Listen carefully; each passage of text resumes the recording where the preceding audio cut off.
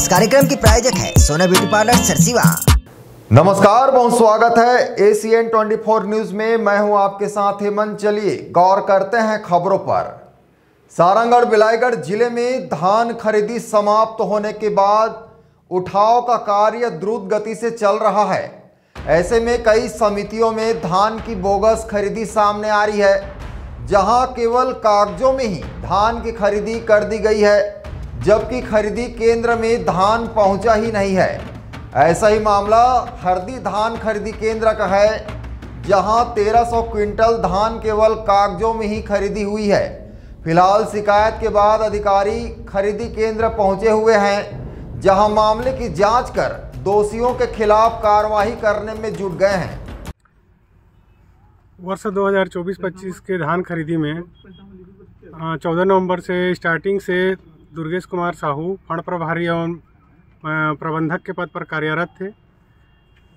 जनवरी से नया प्रबंधक के पद पर यहाँ मेरे को पद में यहाँ पर आया मैं। उसके बाद फंड प्रभारी के रूप में दुर्गेश कुमार साहू और प्रबंधक के रूप में मेरा नाम आया, जिसमें 27 तारीख से लेकर आज दिनांक तक उनके द्वारा मेरे को किसी भी प्रकार का प्रभार नहीं दिया गया।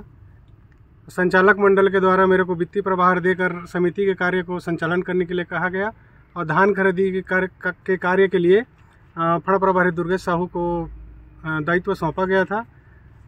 आज दिनांक को जांच दल द्वारा यहाँ पर जांच किया गया, जिसमें कमी पाया गया, जिसका उक्त कमी के लिए श्री दुर्गेश कुमार साहू फंड प्रभारी जिम्मेदार है। अब धान खरीदी का संपूर्ण कार्य दुर्गेश कुमार साहू के द्वारा किया जा रहा था। जब धान का परिधान हुआ तो यहाँ पर धान का शॉर्टेज आया, जिसको मिलान किया गया, तो धान की कमी को उक्त अधिकारियों को सूचना दिया गया। थाना में FIR के लिए दुर्गेश कुमार साहू के नाम पे FIR करने के लिए थाना में सूचना दर्ज कराने के लिए वहाँ पर आवेदन दिया गया है। अधिकारी मतलब उस टाइप का जांच में वो नहीं थे। शासन की तरफ से, कलेक्टर के महोदय की तरफ से मतलब जांच दल आता था। कितने बार आए जांच दल? 3 बार आए। क्या उस समय आप मौजूद थे? मौजूद था। क्या कुछ पाया गया था उस समय जांच दल के समय जब जांच उस समय तो धान की मात्रा नहीं, उस टाइम तो वहाँ पर धान की मतलब ऐसे गिनती ही नहीं किया गया। धान अफरा तफरी में इतना ज़्यादा मतलब वहाँ पर धान फड़ा रहता था, आवक जावक होते रहता था, तो उस स्थिति में धान की गिनती नहीं किया जा सकता था। धान को जो कितना खरीदी किया गया है, कितना फड़ में है, का वो सब चीज को सिस्टम का जो रिपोर्ट आता था उनके हिसाब से फिर जांच किया जाता था। कभी स्टेक वगैरह नहीं गिने?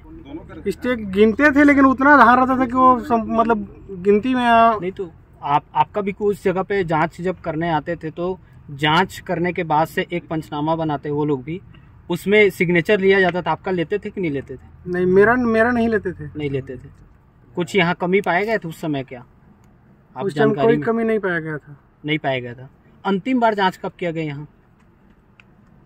तो दिसंबर में ही जांच हुआ है। कितने तारीख को लगभग? कुछ याद नहीं है वो सब। अंतिम में कि नहीं, अंतिम में ऐसा जांच नहीं होता। तो उन लोग आते थे, बारदाना कितना है, धान कितना है, रिपोर्ट के हिसाब से उन लोग डेटा उसमें एप्लीकेशन में दर्ज करते थे, फिर चले जाते थे। हमको तो कुछ नहीं बोलते थे। जब आप थे उस समय क्या शॉर्टेज वोटेज की कुछ कमी आपको जानकारी थी या नहीं थी? नहीं, मेरे तो नहीं आया था। आपको कब से जानकारी हुआ? धान का परिधान खत्म हुआ, लास्ट हुआ है, उसके बाद ही मैं देखा कि दुर्गेश साहू द्वारा धान का परिधान किया गया, धान का शॉर्टेज आया, गिनती किया गया, तो अधिकारियों को थाना में सूचना दिया गया। एक अंतिम सवाल आपसे, ये भी जानकारी मिल रही है कि यहाँ बोगस धान चढ़ाए गए हैं और बोगस धान के लिए आप जो है किसानों से पैसे वसूली कर रहे हैं। नहीं, वो ऐसा कुछ नहीं है। ऐसा नहीं है? नहीं। किसानों से कोई आपने पैसे की डिमांड नहीं की? नहीं। 24-25 के धान खेती के पश्चात कुछ धान के परिधान में कुछ कमी की जानकारी प्राप्त हुई, जिसके लिए कलेक्टर महोदय के निर्देशानुसार श्री प्रकाश पटेल नायब तहसीलदार सारंगढ़ की अध्यक्षता में जांच दल पहुंची है। क्या पाया गया है सर अभी तक जांच में? किस तरह के गड़बड़ी पाई गई है? अभी तक लगभग 1300 क्विंटल धान कमी का रिपोर्ट प्राप्त हुआ है। आगे किस तरह कार्रवाई की जाएगी और किस तरह की जांच चल रही है? अभी भी जांच प्रतिवेदन के पश्चात कलेक्टर महोदय के निर्देशानुसार ही आगे की कार्रवाई हो पाएगी। कमी का क्या कुछ कारण रहा सर? इसके संबंध में फड़ प्रभारी दुर्गेश साहू ही बता पाएंगे। समिति कर्मचारियों से ज्ञात हुआ है कि वो कुछ दिनों से बिना लिखित या मौखिक सूचना के गायब है। प्राथमिक जांच में कौन दोषी पाया जा रहा है, इसको स्पष्ट कर पाना मुश्किल है। आगे किस तरह कार्रवाई होगी सर?